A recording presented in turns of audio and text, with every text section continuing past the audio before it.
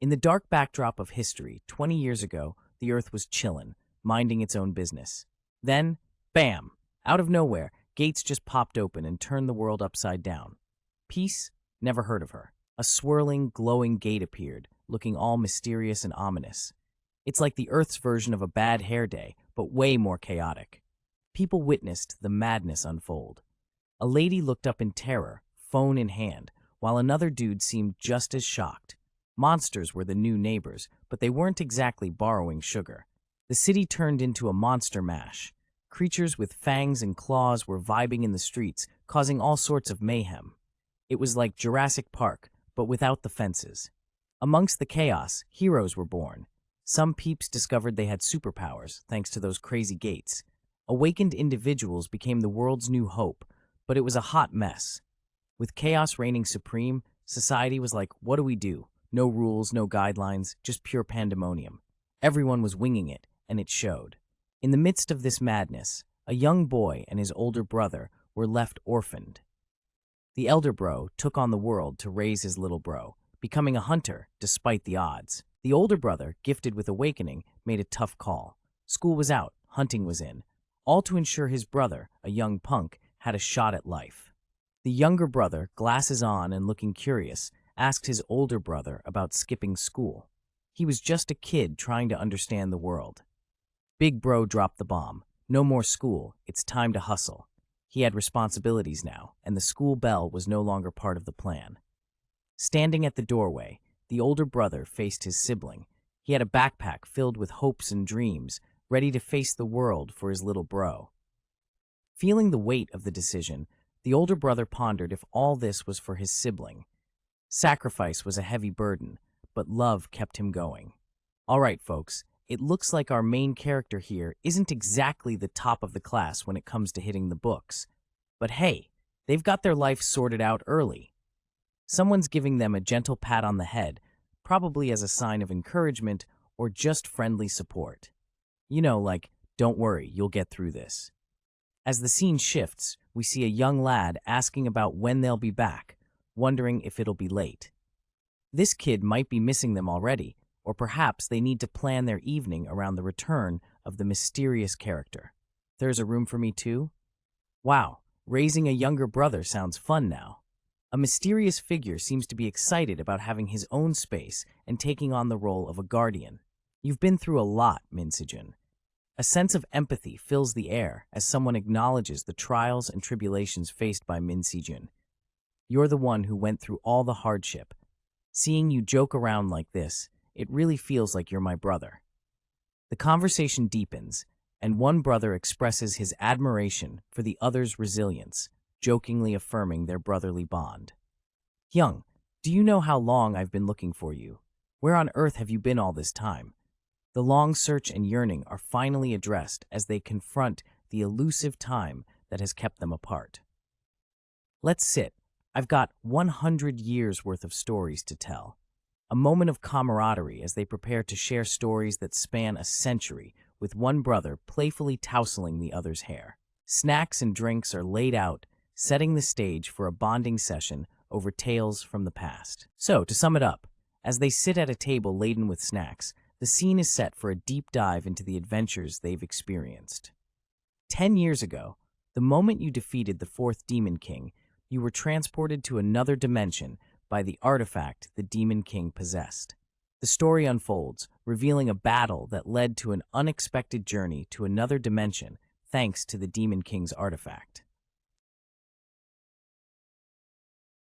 In a wild twist, our hero stumbled into another dimension and came face to face with the Predator, a creature capable of extracting skills from others. Talk about a game changer. After a century-long training montage, our hero finally found the Dragon King, a beast with dimensional magic, and took it down, claiming victory and a shiny new orb. With the Dragon King defeated and the orb in hand, it's time for our protagonist to head back to Earth. Mission accomplished, right? Back on Earth, our hero reveals that the Predator hitched a ride inside their body. Guess who's coming to dinner? As the conversation continues, the question arises, is this possession or something more sinister? The hero describes the situation as more of a parasitic relationship, with the predator being a somewhat unpleasant roommate. Trying to lighten the mood, our hero insists that they're not crazy, despite how wild their story sounds. Reassurance comes from the unseen companion who trusts the hero's tale. It's enough that they're back home for now. The mysterious character turns the tables, saying it's the companion's turn now. The plot thickens.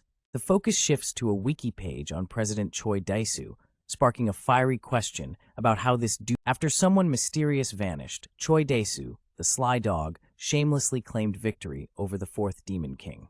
He swaggered his way into the presidency with the grandiose title of God of War, the so-called greatest first-generation hunter, and let's be real, he fabricated his public support. Still, despite his fancy title, the dude's got it out for our guild, making policies that mess us up at every turn. Talk about a thorn in our side, right? Now, if he catches wind that his only rival, you, have made a comeback, things could get spicy. I mean, what's the guy gonna do? Yo, that guy's plans are crystal clear. The only SS rank hunter in South Korea? Pfft, what a joke. And remember those dudes who ambushed us earlier? The ones called Diamond or whatever. Are they Choi Daesus minions? Nah, Choi Daesus clique is called the Immeasurable Legion. Right now, there are 7 major guilds running the show in South Korea, collectively known as the Heptagram. We've got Immeasurable Legion, Diamond, White Lion, Warrior King, Azure Blossom, Frost Soul, and our very own Empire in the mix. Speaking of which, Diamond is led by Ryu Ji-won, a second-gen hunter, and that slippery snake, he'll personally deal with today's mess, so chill out, Hung. Wow, little bro, you've toughened up over the past decade. But hey, what about my disciples? Yeah, Xiaolong is back in the hood, returning to his hometown and joining forces with Choi Dae-soo. Meanwhile, Kang Yeowa is chilling in the background, probably plotting something sneaky. Whoa, plot twist alert. Minjun is no more, and our mystery guy is quite shocked to hear about this unexpected turn of events. Things are getting intense now. Our mysterious dude learns that Minjun was straight up murdered. Who could have done such a thing? Here's our bro in deep thought, considering the seriousness of the situation. A blurred face just adds to the mystery, doesn't it? Has trying to wrap his head around the news of Minjun's death. The blurred image of a photo on the shelf adds an emotional touch. The body vanished into thin air, leaving no trace of the culprit. Only hunters or unregistered awakened folks could pull off such a stunt. The HMCS was involved, but they hit a dead end. HMCS? What's that? The plot thickens as our guy clutches his fist, pondering over the mysterious agency's involvement. Still pondering, our guy is trying to piece things together, looking all serious in his white turtleneck. HMCS stands for the Hunter Management and Control Section, the big guns dealing with hunter-related crimes. HMCS is an international squad that tackles hunter crimes on the front line. All right, folks. We've got the HMCS, which stands for Hunter Management and Control Services. These guys are the big shots in charge of hunting down and arresting awakened criminals. Basically, they're like the hunter police, keeping everyone in check. One curious soul asks, "Hey, you got any connections there?" "I do," comes the reply, "but there's a twist. Our buddy's not sure if heading over there is the best idea. There's talk about using the guild's intelligence team instead. But wait, someone's after more than just info." So, hunters are all about combat, taking down baddies involved in serious crimes like murder. But our pal is advised to chill and regain some combat senses after battling in another dimension for, get this, 100 years. That's right, a whole century of epic fights. Sejun, "I've been fighting in another dimension for 100 years, he says, questioning what on earth he couldn't have done in all that time. The suspense builds. In a sleek office, 2 individuals are having a chat. The one with blurred face is contemplating contacting Lee Yeji from Frost Soul, described as a high-ranking official. The conversation takes a personal turn when the blurred face thanks his younger brother, and a mystery begins to unfold about his changed aura. The younger brother observes his sibling, noting the unchanged face but a different aura. There's talk of another dimension and an enigmatic face that seems familiar to them, leading to a mention of Hwang Jung-gu, a notable team leader and hunter. 2 days later, we're zoomed over to the HMCS headquarters in Gangbuk.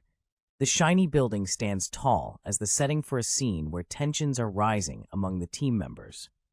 A frustrated team leader storms through the office, venting about second-generation recruits being dropped into teams. His anger is palpable, and his colleague tries to understand what's wrong. The irritated leader continues his rant, blaming the greenhouse upbringing for the new generation's rotten minds. As he walks away, the colleague quietly curses him under his breath. In a moment of reflection, the team leader reminisces about the lawless land days when strength was everything. He recalls the early days of hunters, filled with danger, and even shares a story of narrowly escaping death during a raid 10 years ago. All right, folks, we got a dude saying he's heard a story about 768 times. That's a lot of storytelling to sit through, but it looks like he might be stuck listening to it once more. The man in a suit begins a story, reminiscing about his rookie days and a mission that nearly cost him his life. It's a tale of despair, but the storyteller is determined to share it one more time. On the verge of losing all hope, his party was falling apart and despair was knocking at the door. But hold up, just as the party was about to crash and burn, something magical happened. Enter the hero of the day. A healer with jaw-dropping abilities shows up, ready to save the day. Talk about perfect timing, right? This healer didn't just fix him up. He was pulling moves like Hua Tuo, the legendary physician. And what do you know? He left a lasting impression with his words. Now, he's calling out to Bungu, a name that carries a historical weight, and it's all about the healer's crazy skills and legacy. Two guys are hanging out in what looks like a fancy building, one of them holding something shiny. Whoa, the plot thickens. Someone's curious about a name change. Why mess with a perfectly fine name? It's got everyone scratching their heads. Here comes the savior, cracking a smile and reminding the other guy that he's the one who saved his life. A classic remember me moment. The man is stuttering, trying to wrap his head around the revelation. Plot twist or what? Hunter Min Siwoo. This revelation has everyone's jaws dropping. Who would have thought? Magic is in the air, and things are lighting up. Our savior is showing off some serious abilities. All right, folks, gather round because we've got a new face in the Gangbuck team. The team leader steps up to introduce Hunter Min Siwoo, our fresh recruit. Everyone looks eager and a bit curious about this new addition. As the introduction continues, Hunter Min Siwoo is officially named, and the leader makes it clear that Siwoo might be in the dark about the place, so everyone's got to help him out. Team spirit, y'all. Now, here's the kicker. The leader wants everyone to treat our rookie with the utmost respect.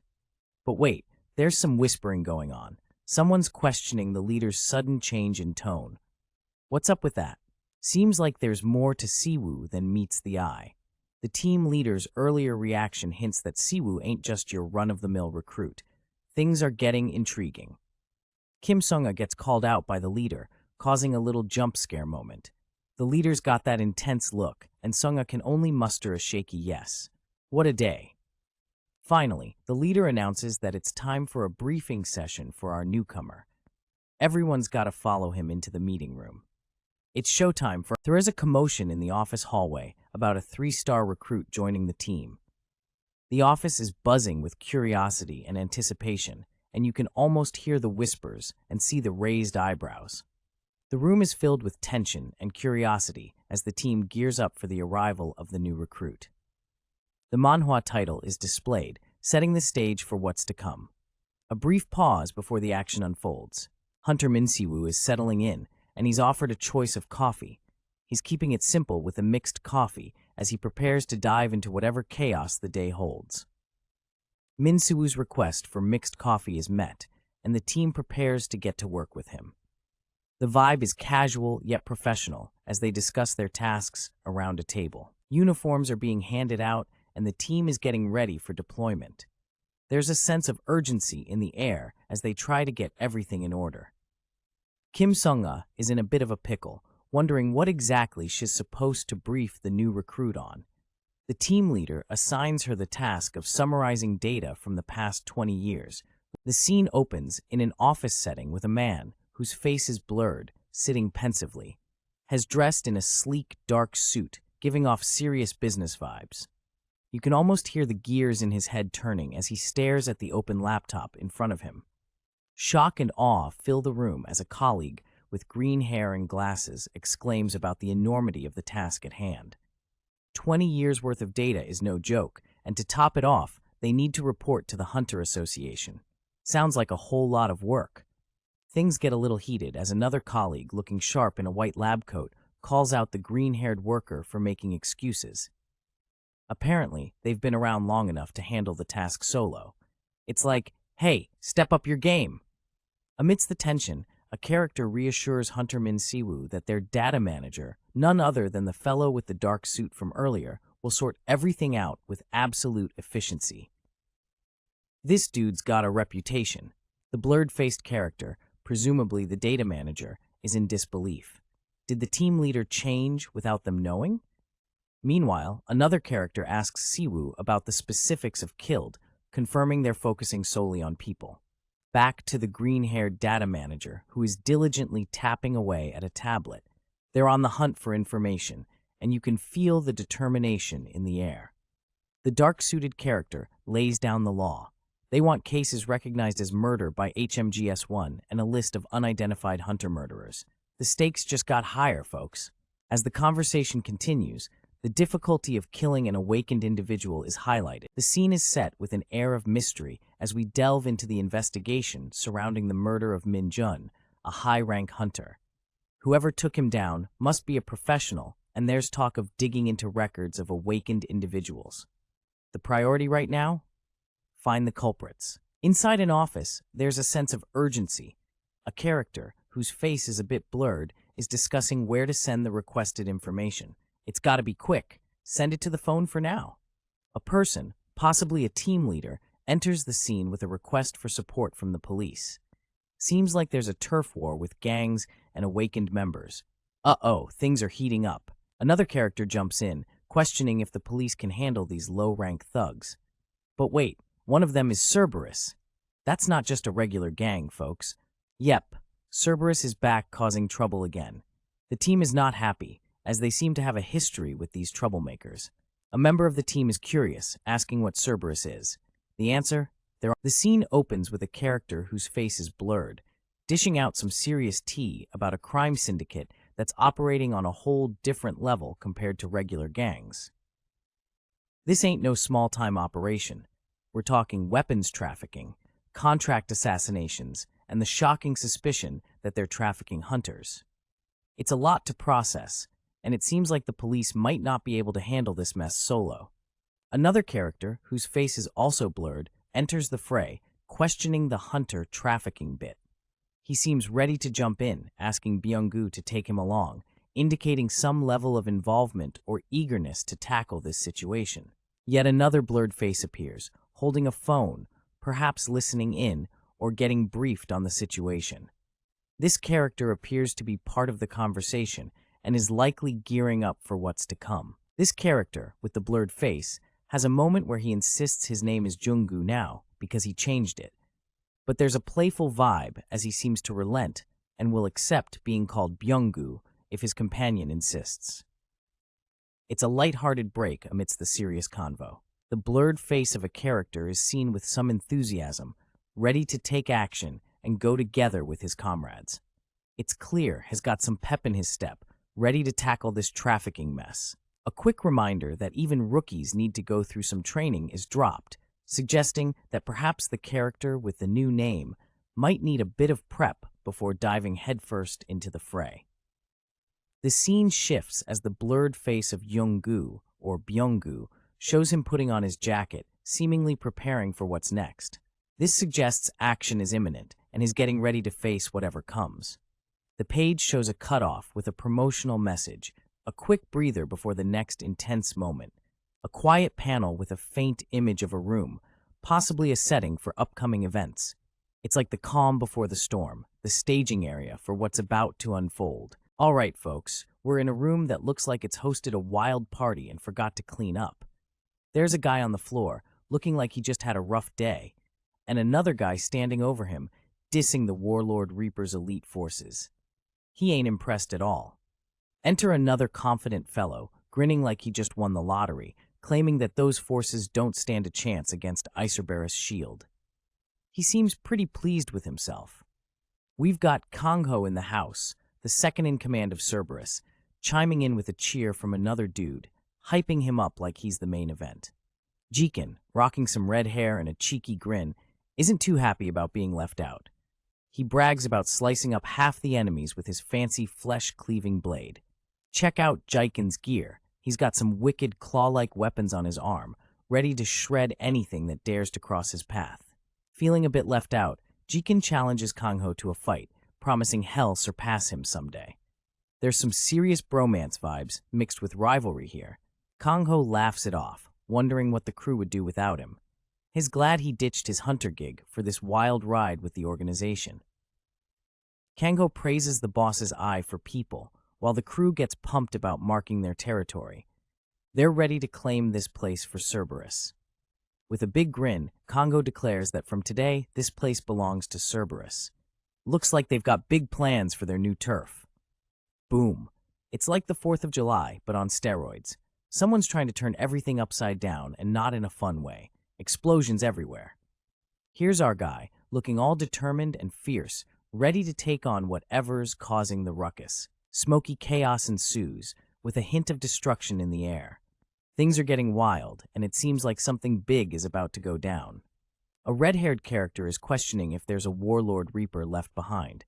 Clearly, something's not right, and it's causing some serious concern. Two characters are having a memory lapse moment, trying to remember something that sounds like a color code, or maybe a food item.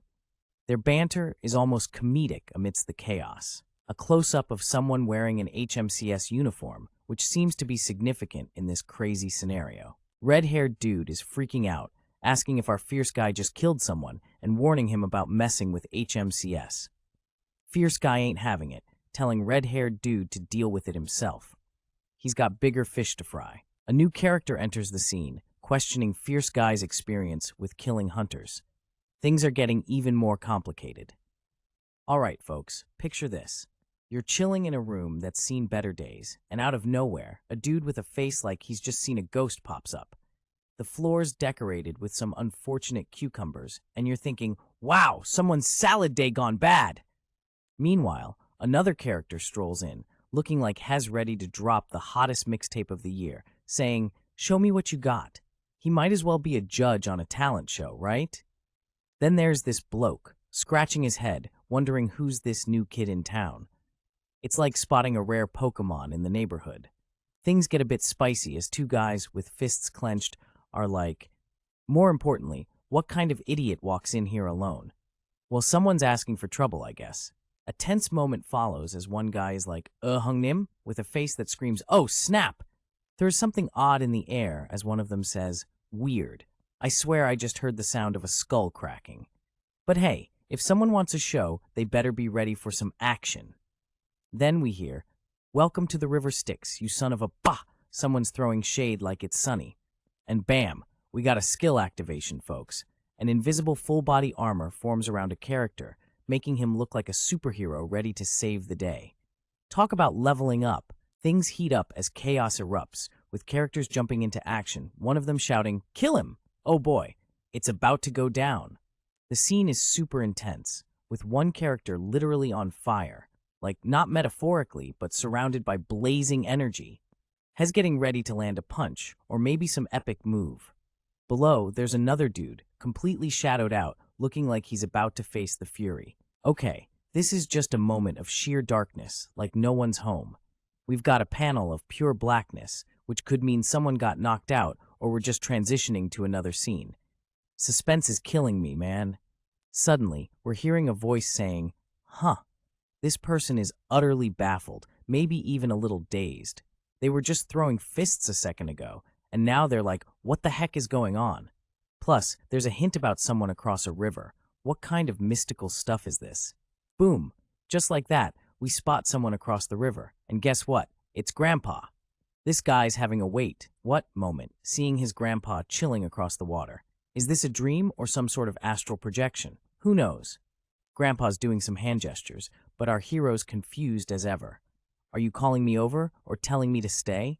This is some serious grandparent telepathy going on here. Our guy's desperate for answers. Things are ramping up with a bit of panic. Our hero's calling out Grandpa, Grandpa, like he's lost in some interdimensional vortex. The old man's just standing there, looking all mysterious. Back in the real world, Our hero's on the ground, face first, probably tasting tile. Has holy shit, coughing and clearly trying to catch his breath. Someone's hand reaching out, perhaps to help, but it seems more like a struggle. All right, someone's telling him to duff. Hey, get up. It's like the ultimate wake-up call, but he's still looking pretty out of it with a dazed look on his face. Must have been one heck of a throwdown. We've got a view of the aftermath.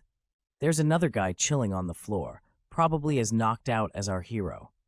The room looks like a battleground, chairs all over the place. Someone's saying, "You're the only one," maybe implying our hero's the last one standing. Down on the floor is a guy who's probably regretting all his life choices as our main dude, rocking a confident look, holds him by the hair, asserting dominance. The broken glass around them is like a metaphor for the shattered dreams of the guy on the floor. Our protagonist, with a devilish grin, talks about eating skills like it's a gourmet meal, leaving the fallen guy questioning his life decisions. Meanwhile, the air is filled with tension and disbelief. The mysterious figure, whose face is blurred, holds a glowing symbol, creating an atmosphere of magical chaos. This guy seems like he's got more tricks up his sleeve than a magician at a kid's birthday party. The blurred face guy is in panic mode, realizing they've been taken down by one dude, and asks the burning question, why? Clearly, he's having a bad day. Blurred face guy tries to explain their innocence, claiming they've never killed a hunter, but our hero isn't buying it. His response is probably making them wish they had a better plan. Our protagonist cracks a smile, calling them small fry, knowing full well they couldn't pull off something grand. His confidence is through the roof. With a casual demeanor, our protagonist wonders, then why, as if he's questioning the universe itself. Meanwhile, the guys on the floor are probably sweating bullets. One of the defeated ones, looking like he took a tumble down the stairs, admits his intentions to check the skill level of awakened criminals, adding a layer of intrigue.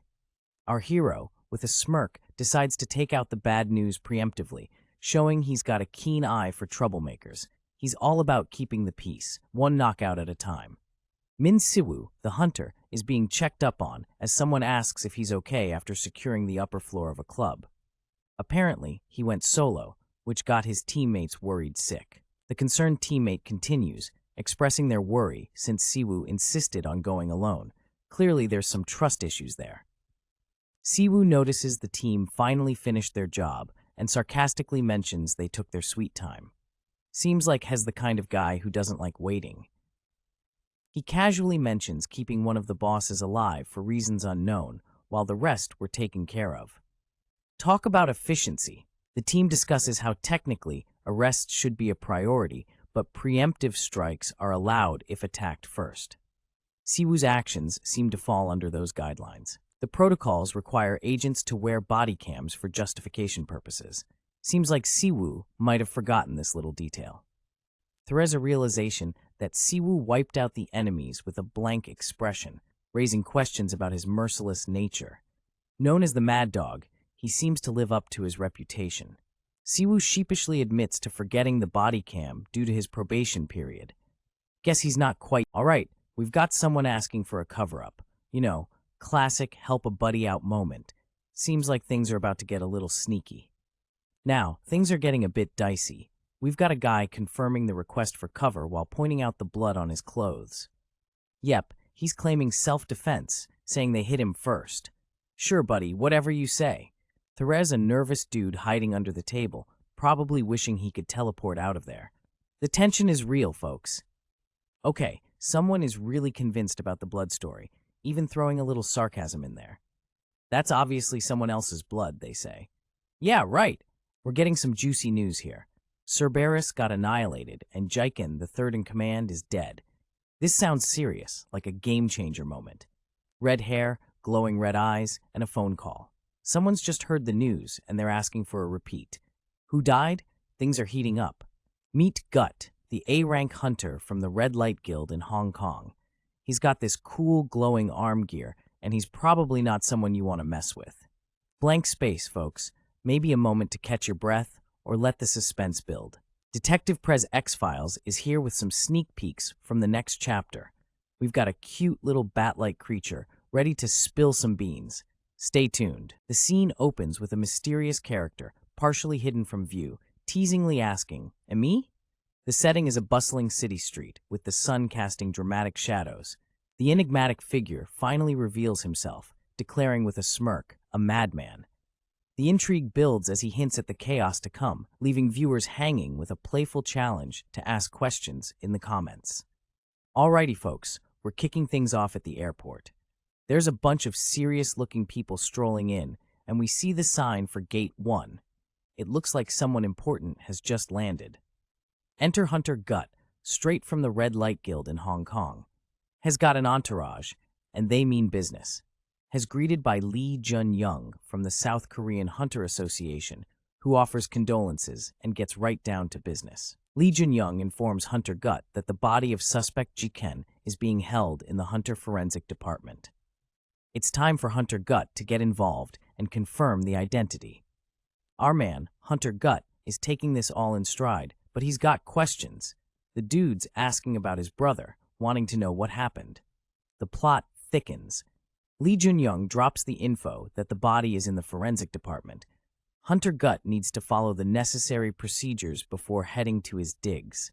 Hunter Gut's got that sly grin, questioning the term suspect. Sounds like he's not buying the official line. Uh-oh, the murder mystery deepens. Hunter Gut suspects that the killer was from HMCS, but the suits aren't spilling any beans. Hunter Gut, ever the rebel, inquires about stepping outside the planned itinerary. But the official word is a firm nope. He's got that look, like he's not too pleased.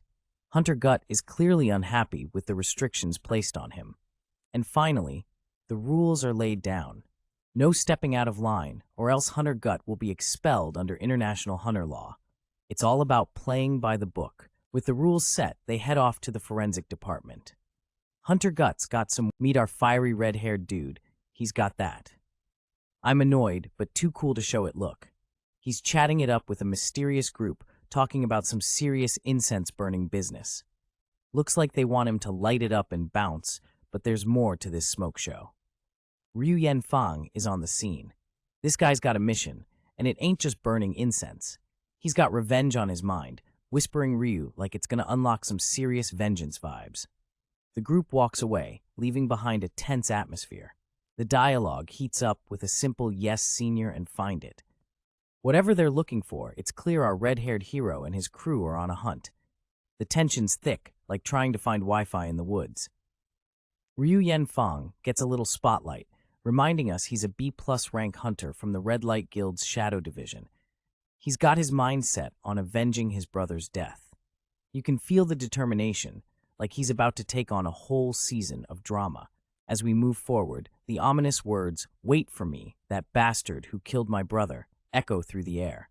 Ryas not playing around, he's got revenge written all over his face. The squad marches forward, looking like they mean serious business. Our red-haired hero leads the way, flanked by his crew. They've got that we're ready to throw down vibe. Blood-curdling threat alert. I will rip your heart out while you're still alive. It's getting intense, and someone's about to face the wrath of a vengeful heart. Some cryptic text appears, leaving us hanging like a cliffhanger in your favorite series. Whatever it says, it's the kind of mystery that leaves you guessing. Another text panel, teasing us with mysteries untold. It's the kind of suspense that makes you wish you could binge the whole story. A change of scene introduces two new characters discussing the aftermath of some event.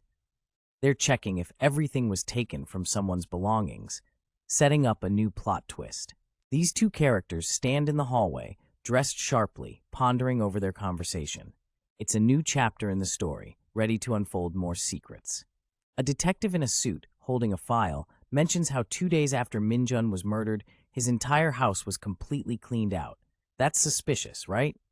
In the next scene, there's a discussion about how a hunter's mana is like a fingerprint that can reveal their code, affinity, and rank. It's like having your ID stolen. The investigators suspect that the culprit took everything to erase all traces. Talk about a clean sweep. The plot thickens as it turns out Minjun was an archaeologist with loads of research materials at home, but not a single item that could contain his mana was left. Strange, huh? Questions arise, wondering if the real culprit was the one who did this or if it was a random burglary. It's a mystery wrapped in an enigma. A guy holding a clipboard is baffled, exclaiming, "What?" as the investigation takes a confusing turn. One of the detectives points out that many stolen items were valuable and that making such a mess actually increases the chances of leaving evidence behind. It's like a thief's rookie mistake. Another detective argues that if erasing mana traces was the goal, setting the place on fire would have been a much more foolproof method. Fire solves everything, right? The discussion continues with a detective suggesting that a random thief took advantage of the empty house after Minjun was killed. Convenient timing for a heist, perhaps? While going through crime records, a detective notes that there are more similar cases than you'd expect. It's like a thief's favorite strategy. Finally, one detective suggests rounding up some fences or black market dealers to question them. Time to go undercover. There's skepticism about the plan, as another detective mentions that even dealing with stolen goods takes time, and it's been years. No way Minjun's belongings are still out there. Or are they? Well. Our main guy here is all set for some action, saying we won't know until we check for ourselves. See you tonight. He's got that confident vibe, but you know how it goes. When you say things all confidently, sometimes you just gotta hope it works out. He's rocking that white jacket with some serious swagger. You can feel the tension, like something big is about to go down. Oops, did our guy bite off more than he can chew? He's realizing that maybe he spoke a bit too confidently. We've all been there, pal. Looking fresh with that jacket, but seems like our guy is scratching his head, probably thinking about his next move. Our hero is venting about the abundance of thieves in this tiny country. A whole week of wasted effort, and someone with good instincts is trying to guide him to go right. Let's hope that instinct is spot on. Our dude is not happy. He's at a dead end and calling someone a useless piece of crap. Oh boy, frustration levels are off the charts. He's got that anime rage going on with red eyes and a lightning bolt. Somebody's gonna pay for leading him astray. A character is asking the boss if he's heard the rumors lately. Something's up, and it's time to get the lowdown. Looks like our guy is sneaking around, peeking through doors. He's on a mission, folks. Two mysterious figures are talking about HMCS cracking down on fences massively. The whole Yeongdongpo area got wiped out yesterday. Serious business. Wait, what? Our dude is in disbelief. No reports, no warrants? Something fishy is going on. Ha! Does this fool even know where he's walked into? The tension is thick as a shady character, with a face blurred to us, mocks an incoming outsider. Clearly, this alley is not a place for casual strolls. With a sinister grin, another fellow plots a dark fate for the newcomer. Even if he's HMCS, we can just bury him in concrete and dump him in the sea. No one would find him. These guys mean serious business. As the scene unfolds, we see the alleyway with four figures. The mysterious man wearing an HMCS jacket walks toward them with a calm demeanor. His confidence is almost palpable. Despite being outnumbered, the mysterious man taunts his adversaries. "You're making it so easy for me to round you all up in one place. How considerate." Clearly, he's got some tricks up his sleeve. Time for action. His companion, referred to as Pre, is ready to unleash a skill. It's been a while, but it's time to show what they've got. With a smirk, the deal is sealed. One skill, one chicken payment. This mysterious ally seems to have a unique way of trading. With a swirl of light and power, the companion steps up, ready to unleash a skill. This promises to be quite a show. The deal is made, and the reaction from the thugs is priceless. Their eyes widen in shock as the power surges around them, hinting that they're in for a big surprise. The blinding light and energy radiate from the mysterious ally, leaving the thugs shielding their eyes, unprepared for what's coming next. The scene kicks off with a massive shockwave that lights up everything like a Christmas tree on steroids. The shockwave continues its rampage, tearing through the atmosphere with fierce intensity. Electric waves crackle and dance, painting the scene in vibrant colors as the shockwave shows no mercy. The shockwave's power is felt across the city, causing buildings to shake and windows to rattle. The explosive energy culminates in a powerful burst, leaving behind a trail of chaos and confusion. Amidst the chaos, a guy gets zapped. His expression shows pure disbelief as he gets caught in the shockwave's aftermath. The electrified guy is left on the ground, bewildered and confronted by a mysterious figure.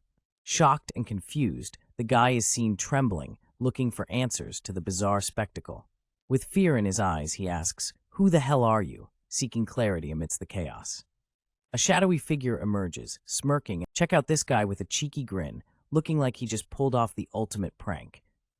But wait, did someone just call him a lunatic? That's a bit harsh. The scene shifts to a room filled with mysterious artifacts, and two individuals look cozy in a corner. Our main guy, with detective vibes, finds a book that screams nerd alert. This book isn't your everyday library find. It's wrapped in a mana-powered security spell. Talk about high-level encryption. He's all, "Food, this book ain't gonna open." But hey, who cares about reading when you're after the mana inside? With a casual phone call, he reaches out to Byung-gu, like he's ordering takeout. In a room stacked with boxes, a character casually makes a phone call. They have a dozen awakened criminals tied up and are requesting someone to come pick them up with a car. Talk about a handful. The scene shifts to show one of the criminals, with red hair and a green gag over his mouth, seemingly resigned to his fate. The person on the phone assures that there's a place prepared for them. We see the mysterious figure on the phone, with his face blurred out. He's dressed in a sharp white jacket, talking coolly, as if handling awakened criminals is just another day in the office. The scene is empty, leaving us with a sense of anticipation. Then we move to a strikingly serene rooftop, bathed in gentle sunlight. The architectural style suggests a place of significance. Text reveals this place as a combat-neutral zone, where forbidden techniques and mysterious abilities are permitted. It's like the ultimate hangout for all things magical and mysterious. Next, we get a glimpse of the marketplace, a hub where knowledge about abilities is exchanged. Imagine a swap meet, but with superpowers. Suddenly, the name Black Heaven's Fall appears ominously, hinting at the nature and importance of this place. In a dimly lit room, a woman with long blue hair sits gracefully before a table, lost in thought. She seems to be engaging in some sort of ritual or card reading. With a delicate touch, she flips a card, adding an element of suspense. Her lips curl into a mysterious smile as she utters, "Oh my," suggesting that whatever she's revealed is quite the bombshell. A shadowy figure with captivating dark blue hair covering her eyes hints at an intriguing visitor on the horizon. The atmosphere is shrouded in mystery and anticipation. Meet Grand Warlock Moo Myung, one of the big players in the game, holding a card that probably has more secrets than your average magic trick deck. With a sly smile, she's ready to deal some mystic business.